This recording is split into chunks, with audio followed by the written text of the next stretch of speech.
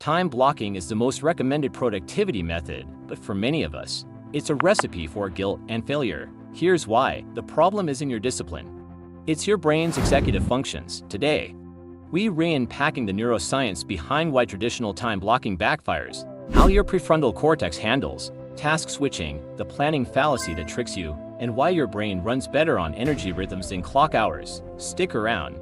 I'll show you a flexible, brain-friendly alternative that helps you actually get things done without the burnout or guilt spiral. Let's start with what time blocking promises. You divide your day into chunks: writing, meetings, exercise, downtime. It looks organized.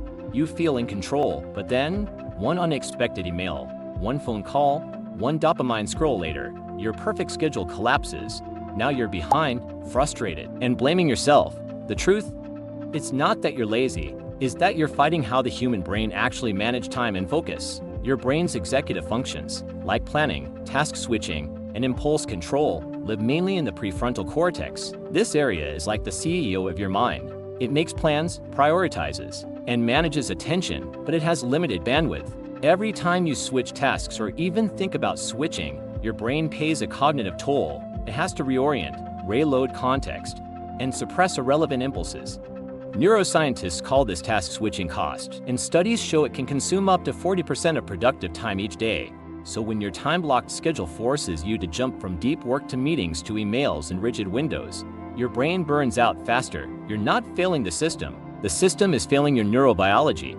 Another trap, the planning fallacy, a well-documented cognitive bias, where we underestimate how long tasks will take, even when we know better.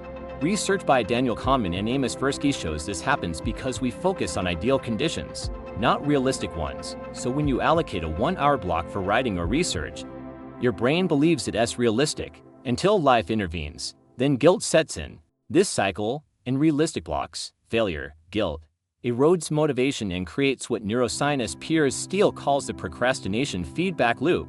Instead of scheduling your day by time, try scheduling by energy state, because attention, creativity, and discipline are neurochemical states, not clock events.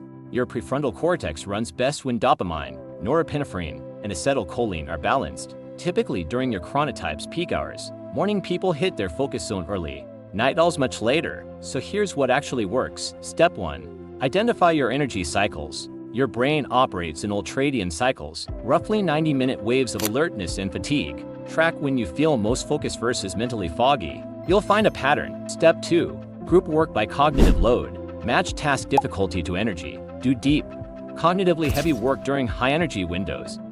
Reserve admin or social tasks for low-energy times. This leverages your natural dopamine rhythm instead of fighting it. Step 3. Use adaptive blocks, not fixed ones. Instead of rigid time blocks, create adaptive focus blocks. Define the outcome. For example, finish one section of a report and set a maximum time range, say 45 to 90 minutes. That range builds in flexibility for your brain's fluctuations.